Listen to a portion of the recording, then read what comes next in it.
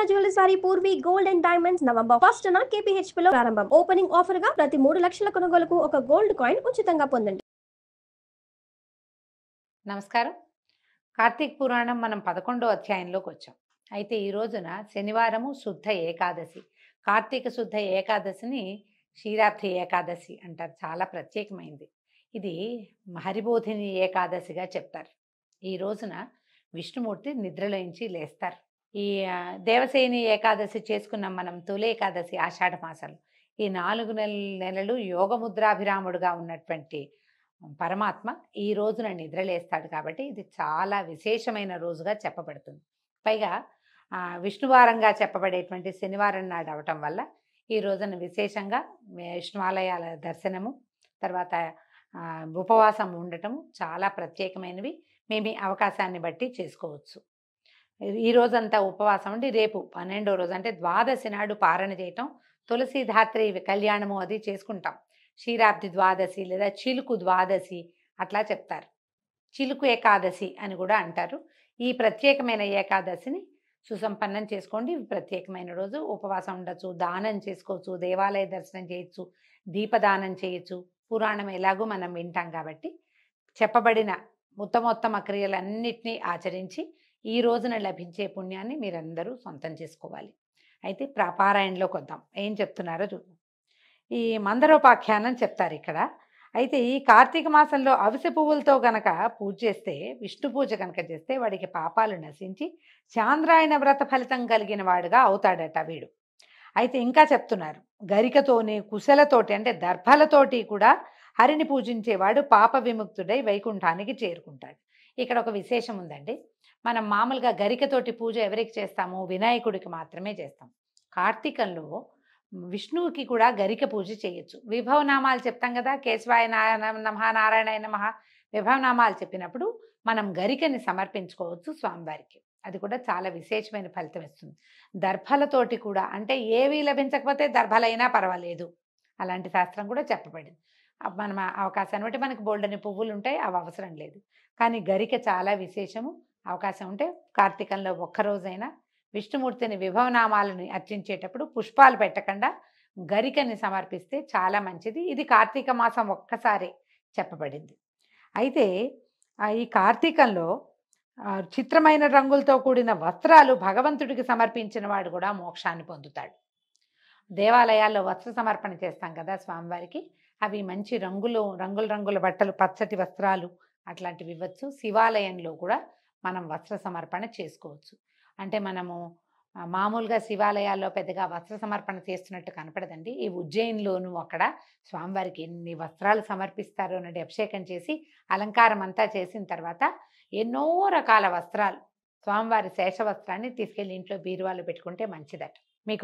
మీరు వెళ్తున్నటువంటి దేవాలయాల్లో వస్త్ర సమర్పణ ఉండి స్వామివారికి సమర్పిస్తామంటే ఒక మంచి అనేక రంగులు కలిగినవి చక్కటివి పట్టుబట్టలు పట్టుకెళ్ళి స్వామివారి మీద ధరింపజేసి సమర్పించి అది తెచ్చుకుని ఇంట్లో పెట్టుకుంటే చాలా మంచిది, కట్టుకోవచ్చు కూడా.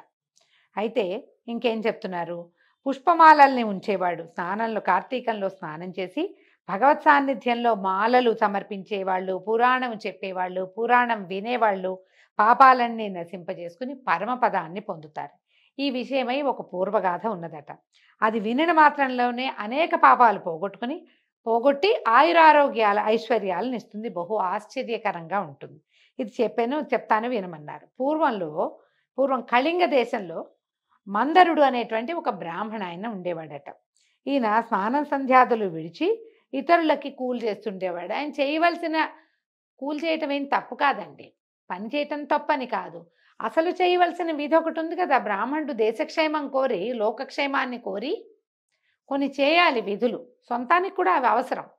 స్నానము, సంధ్య, జపతపాదులు అత్యవసరంగా చేయాలి. అవి చేసి నువ్వు ఇంకేమైనా చేయొచ్చు. ఇవి మానేసి అవి చేయకూడదు. ఈ మానేసి ఈయన రకరకాల క్రియలు చేసేవాడు. అయితే ఇతనికి మంచి గుణాలు కలిగినటువంటి సుశీల అనే భార్య కూడా ఉండేది. ఆమె పతివ్రత, ఉత్తమ సాముద్రిక లక్షణాలతో కలిగిందై చక్కగా సౌందర్యవతిగా కూడా అమ్మాయి బాగుండేదట. అయితే ఈ భర్త దుర్గుణపూర్ణుడైనా అతని యందు ద్వేషమునుంచక సేవిస్తూ ఉండేది. తర్వాత ఈయన ఏమనుకున్నాడు, ఈ కూలి పనులు వీటన్నిటికీ బాగా డబ్బులు రావట్లేదని ఒక కత్తి పట్టుకుని వెళ్ళి అరణ్య మార్గంలో కనిపెట్టుకుని ఉండి ఆ దారిలో నడిచే వాళ్ళని కత్తితో బెదిరించో, అవసరమైతే ఓ 2 దెబ్బలు కొట్టో, వాళ్ళ ధనాన్ని అపహరించి ఇంటికి తెచ్చిచ్చేవాడు. ఇట్లా వాళ్ళ కాలం కొంత గడిచింది. ఇట్లా శౌర్యంతో సంపాదించిన వస్తువుల్ని ఏం చేసేవాడు, వేరే ప్రాంతాలకు తీసుకుపోయి అమ్మేసి డబ్బులు తీసుకొచ్చేసి ఆ డబ్బుతో కుటుంబాన్ని పోషించుకునేవాడు. అయితే ఈ బ్రాహ్మణుడు చౌర్యం కోసం మార్గంలో కనిపెట్టుకుని ఉండి ఆ మార్గంలో వస్తున్నటువంటి ఆ దారిలో కనిపెట్టుకుని ఉన్నాడు. ఒక బ్రాహ్మణ ఆయన ఎవరో ఇంకో పెద్ద ఆయన అతన్ని తీసుకొచ్చి పట్టుకున్నాడు. పట్టుకుని ఏం చేశాడు, ఓ చెట్టు కట్టేశాడట. మర్రి చెట్టు కట్టేసి ఆయన డబ్బంతా లాక్కున్నాడు. ఇంతలో ఏమైంది, ఒక కిరాతుడు వచ్చాడు ఆ ప్రాంతానికి. ఈ బ్రాహ్మణుడు ఈ ఊర్లో ఉండేవాడైన వాడికే ఒక క్రూర కర్మ చేద్దామన్న ఉద్దేశం ఉంది. కిరాతుడు అంటే సహజంగానే క్రూర కర్మలు చేస్తాడు. వాడికి ఎవరైనా లెక్కలేదు. వాడేం చేశాడు, ఈ కట్టేసున్న బ్రాహ్మణ్ణి కట్టిన బ్రాహ్మణుణ్ణి ఇద్దరిని సంహరించాడు. సంహరించి ఈ వీళ్ళ దగ్గర ఉన్నటువంటి సొమ్ము, ఆయన సొమ్ము ఈయన దొంగిలించాడు. కట్టేసిన ఆయన దగ్గర నుంచి, కట్టబడిన ఆయన దగ్గర నుంచి కట్టేసిన వాడు కొంత సొమ్ము అపహరిస్తే ఆ సొమ్ముని ఈ కిరాతుడు అపహరించాడు. తర్వాత ఏమైంది, ఆ పక్కనే ఒక గుహలో వీడు భోజనం చేద్దాం అనుకున్నాడు. ఏదో తెచ్చుకున్నాడు చిన్న తిండి. అది తినడం కోసం ఒక అడుగు పక్కకేసి ఆ గుహలో కూర్చున్నాడు. ఆ గుహ లోపల ఏ మధ్యాహ్నమో వెళ్ళి విశ్రాంతిగా పడుకున్నది చల్లదనానికి ఒక పులి. ఈ మనుష్యుడి వాసన కొట్టి అదేం చేసింది, బయటకు వచ్చి కూర్చుని శుభ్రంగా అన్నం తింటున్నటువంటి కిరాతుడిని కొట్టిందట. కొట్టేసరికి పంజా వేసి కొట్టింది. కిరాతుడు కూడా దెబ్బతిన్నాడు. కానీ వాడు ఇలాంటి వాటికి అలవాటు పడి ఉన్నవాడు. చటుక్కుని ఏం చేశాడు, పక్కనే పెట్టుకున్న కత్తి బాణము అవి ఇవి ఉన్నాయి, కత్తి పెట్టి పులిని కొట్టాడు. కొట్టేసరికల్లా ఒక పులి దెబ్బకి కిరాతుడు, కిరాతుడి దెబ్బకి పులి, ఇద్దరు మరణించారు. ఇక్కడ ఏమైంది, బయట ఈ గుహ పక్కనే ఇద్దరు బ్రాహ్మణులు, గుహ మొదటి గుమ్మంలోనే పులి కిరాతుడు ఒకేసారి మరణించారు. యమలోకానికి వచ్చారు. యమలోకంలో కాలసూత్రం అనే ఒక నరకంలో పడేశారట. పడేస్తే ఈ నలుగురిని, అంటే 4 జీవాత్మలు, అదే నలుగురి యొక్క యాతనా శరీరాలని యమభట్లు ఏం చేశారట, పురుగులు, అమేధ్యం అంటే బురద, అంటే దుర్గంధపు ఇష్టమైన మలమూత్రాదులు లాంటివి అన్నమాట, వాటితో కూడినటువంటి భయంకరమైన చీకటిలో, తప్త రక్త కూపంలోను బాగా కాలుతున్నటువంటి నెత్తుట్లో కూడా పడేశారట. అయితే ఏమైంది, పాపం ఈయన భార్య ఉంది కదా సుశీలని, మొట్టమొదటి బ్రాహ్మణుడి భార్య, కథలో మొదటివాడి భార్య మందరుడు అనేవాడు, వాడి భార్య ఇంకా భర్త వస్తాడని ఆయన కోసం రోజు కాస్త అంత అన్నం వండుకుని చూసి అతను రాకపోతే సాయంకాలం తనే భుజించి నిరంతరము భర్తను గురించే ఆలోచిస్తూ పాపం అలా వెయిట్ చేస్తూ ఉంది కొంతకాలానికి. అయ్యేసరికల్లా ఏమైంది, ధ్యానించుకుంటూ ఉండేది. ఆ వాళ్ళ వాకిట్లోకి ఎవరైనా వస్తే తన దగ్గర ఉన్నదే ఏదో ఓ గుప్పెడు అన్నం పెట్టి వాళ్ళతో సత్కాలక్షేపం కూడా చేసేది. ఇలా ఉంటూ ఉండగా ఏమైందట, దైవవశం చేత ఒక యతీశ్వరుడు ఒక ఆయన హరినామస్మరణ చేస్తూ, ఇది ఇలా ఉండగా దైవవశంతో ఒక యతీశ్వరుడు హరినామస్మరణ చేస్తూ నాట్యం చేస్తూ పులకాంకిత శరీరుడై హరినామామృతాన్ని పానం చేస్తూ సమస్త వస్తువులయందు హరినే దర్శిస్తూ ఆనంద బాష్పయుతుడై వీళ్ళింటికి వచ్చాడు. ఆయన పాటలు పాడుకుంటుంటే ఆయన సంతోషంగా ఉంది. చెట్టు పుట్ట అన్నిట్లలోనూ భగవంతుడే కనిపిస్తున్నాడు. వచ్చి వీళ్ళ వాకిట్లో నుంచుంటే ఆవిడ ఏం చేసింది, సుశీల లోపల నుంచి వచ్చి ఈ యతిని చూసి ఆయనకి ఏదో భిక్ష పెట్టింది. కాస్త పెట్టి, అయ్యా మీరు మా ఇంటికి రావటం వల్ల నేను తరించాను, మీలాంటి వాళ్ళ దర్శనం చాలా దుర్లభంగా లభిస్తుంది, మా ఇంటి వద్ద నా భర్త లేడండి, నేను ఒక్కదాన్నే ఆయన్ని ధ్యానిస్తూ ఉన్నాను అని చెప్పాడు.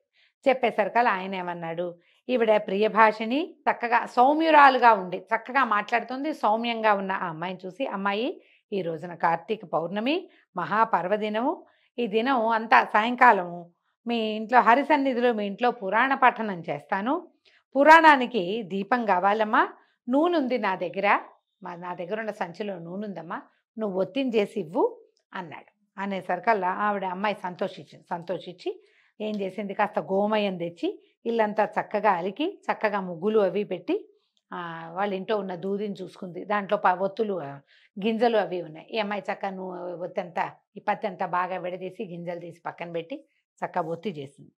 చేసి 2 ఒత్తులు చేసి ఈయన దగ్గర యతీశ్వరుడి దగ్గర నూనె ఉందన్నాడుగా, ఇంట్లో నుంచి ఓ పాత ప్రమిద ఏదో తీసుకొచ్చింది. ఆయన నూనె పోసాడు. ఈ అమ్మాయి ఒత్తులు వేసి చక్కగా వెలిగించి స్వామివారికి సమర్పించింది. ఆ చిన్నది ఆ దీపము ఒత్తి ఇచ్చినందుకు ఎంత సంతోషం కలిగిందో ఆ అమ్మాయికి. అయితే ఆయన ఏం చేశాడు, ఆ దీపం పెట్టుకుని హరిని పూజించి మనశ్శుద్ధి కోసమే పురాణ పఠనం అండి. పురాణ పఠనం చదవటం మొదలుపెట్టాడు. ఈ అమ్మాయి ఏం చేసింది, చుట్టుపక్కల కొన్ని ఇళ్ళవాళ్ళు ఉంటే వాళ్ళందరికీ ఇంటికి పోయి, ఇవాళ పౌర్ణమిట, ఈ రోజున పురాణ శ్రవణం చేస్తే చాలా మంచిది, మా ఇంటో వాకిట్టో ఒక యతీశ్వరుడు వస్తే ఆయన ఉండమన్నాను, ఆయన పురాణ పఠనం చేస్తున్నాడు, మీరంతా కూడా రండి పురాణం కేకేసుకొచ్చింది. చాలామందిని పిలుచుకొచ్చింది. అందరితో పాటు తను కూడా కూర్చుని శ్రద్ధగా పురాణం విన్నది. ఈ తర్వాత ఆయన తెల్లవారేసరికి యతీశ్వరుడు ఆయన దారిని ఆయన వెళ్ళిపోయాడు. కొంతకాలానికి హరిధ్యానం చేత, ఇప్పుడు ఆయన అంతకుముందు ఆవిడ భర్తను ధ్యానిస్తూ ఉండేది బుద్ధిమంతురాలుగా, ఈ యతీశ్వరుడు వచ్చి హరిధ్యానాన్ని ఆయన ఏదో పాట పాడాడు. మనం చూడండి, ఎవరైనా ఒక పాట పాడారనుకోండి, మర్నాడు మూడో రోజు ఆ పాట మన వెనకాల పడుతుంది, మనం కూడా అదే పాడుకుంటూ ఉంటాం. ఈ అమ్మాయి అట్లాగా ఆయన హరినామ ధ్యానం చేశాడో ఆ ధ్యానం ఈ అమ్మాయికి అంటుకుని క్రమంగా ఎంతసేపు అదే పాడుకుంటూ ఉండేది. కొన్నాళ్ళకి మృతి చెందింది, మరణించిందట. అప్పుడు ఏమైందట, చక్రాంకితులు, చతుర్బాహులు, పద్మాక్షులు, పీతాంబరధారులు అయినటువంటి విష్ణుదేవతలు దేవతల తోటలో ఉన్నటువంటి పుష్పాలతోటి, ముత్యాలతోటి, పగడాలతోటి రచింపబడిన మాలికలతోటి, వస్త్రాలతోటి, ఆభరణాలతోటి అలంకరింపబడినటువంటి విమానాలు తీసుకొచ్చి, ఒక విమానాన్ని తెచ్చి సూర్యుని వలె ప్రకాశించేటువంటి ఆ విమానంలో ఆమెను ఎక్కించి జయ జయధ్వానాలు చేస్తూ, కరతాళ ధ్వనులు చేస్తూ అనేక మంది వెంటరాగా వైకుంఠానికి తీసుకుపోయారు. ఆమె ఇట్లా వైకుంఠానికి వెళ్తుంటే మార్గ మధ్యంలో ఆమె నరకాన్ని చూసేసరికల్లా ఆశ్చర్యపోయింది. అయ్యా ఒక్క నిమిషం విష్ణుదూతలారా ఉండండి నాయనా అని చెప్పి ఈ నరకకూపంలో చూస్తే, ఆ నరకూపంలో ఈమెకి దైవవశాత్తు ఆమె భర్త ఇంకో ముగ్గురితో కలిసి అక్కడ కనపడేసరికల్లా అయ్యో ఈ నరకూపంలో నా భర్త ఎందుకున్నాడు, ఆ విషయం ఏమిటో చెప్పండి అని బతిమలాడింది. అప్పుడు విష్ణుదూతలు ఇట్లా చెప్పారట, అమ్మా వీడు నీ భర్త ఏమో, ఇతడు కూలి చేసి తర్వాత దొంగతనం చేసి పరధనాపరణ చేసి వేదోక్తమైన ఆచారాన్ని వదిలి దుర్మార్గులతో చేరాడు, అందువల్లనే వీడు నరకంలో ఉన్నాడమ్మా అన్నాడు. ఈ రెండో బ్రాహ్మణుడైతే ఎవరైతే ఉన్నాడో అతను మిత్రద్రోహి, పరమపాతకుడు, బాల్యం నుంచి మిత్రుడిగా ఉన్నటువంటి ఒక యువకుడిని సంహరించి వాడి ధనాన్ని అపహరించి తన ఊరు వెళ్తుంటే నీ భర్త వీడిని కట్టేసి వాడి ధనాన్ని అపహరించాడు. ఇంతలో ఏమైంది, ఈ కిరాతుడి చేతిలో చంపబడ్డారు ఇద్దరు. పాపాత్ముడు గనక వాడు కూడా నరకంలోనే పడ్డాడు. ఇక మూడో వాడు ఉన్నాడే, వాడు కిరాతుడు, వాడేం చేశాడు, ఈ ఇద్దరు బ్రాహ్మణుల్ని సంహరించాడు, అందుకని వీడు కూడా నరకంలో ఉన్నాడు. తర్వాత ఏమైంది, ఈ పులి ఉన్నది కదా, ఈ పులి కిరాతుడిని చంపింది, అది కూడా ఇక్కడే ఉంది. ఈ పులి కూడా కిందటి జన్మలో ఏమిటి, ఒక ద్రావిడ బ్రాహ్మణుడు ద్వాదశి నాడు భక్ష్యాభక్ష్య విచారణ చేయక తైలాన్ని భుజించాడు, అందుకని వాడికి కూడా నరకం వచ్చిందమ్మా.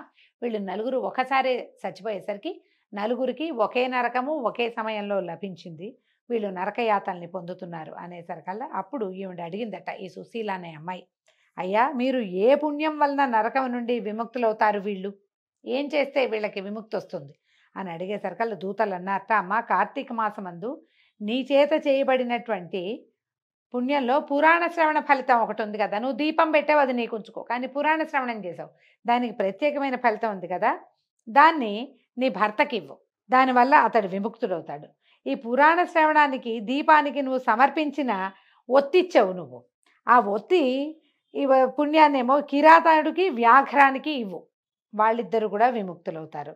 తర్వాత ఇంకా ఏం చేశాను, పురాణ శ్రవణం కోసం ఇల్లు వెళ్ళావు, అందరిళ్ళకి వెళ్ళి మీరందరూ రండని వాళ్ళందరూ కూడా పురాణం వినడానికి కారణమయ్యావు, అది ఇంకో పుణ్యం. ఆ పుణ్యాన్ని ఈ వీడెవడో ఉన్నాడు కదా కృతఘ్నుడు, స్నేహితుడి డబ్బా అపహరించి ఈయన కిరాతుడి చేతిలో చచ్చిపోయాడు, అతడికి ఇస్తే గనక వాడు కూడా ముక్తులవుతాడమ్మా. ఇట్లు ఆయా పుణ్యదానాల వల్ల వాళ్ళు విముక్తులవుతారనేసరికల్లా ఆమె ఆశ్చర్యపోయిందట బ్రాహ్మణ స్త్రీ. ఆయా పుణ్యాలని సమంత్రకంగా వారికి నలుగురికి దానం చేసింది. దానివల్ల వాళ్ళు ఏం చేశారు, నలుగురు కూడా ఆ నరక నుంచి విముక్తులయ్యి దివ్య విమానాలకి ఆ స్త్రీని కొనియాడుతూ మహాజ్ఞానులు పొందేటువంటి ముక్తి పదానికి చేరుకున్నారు.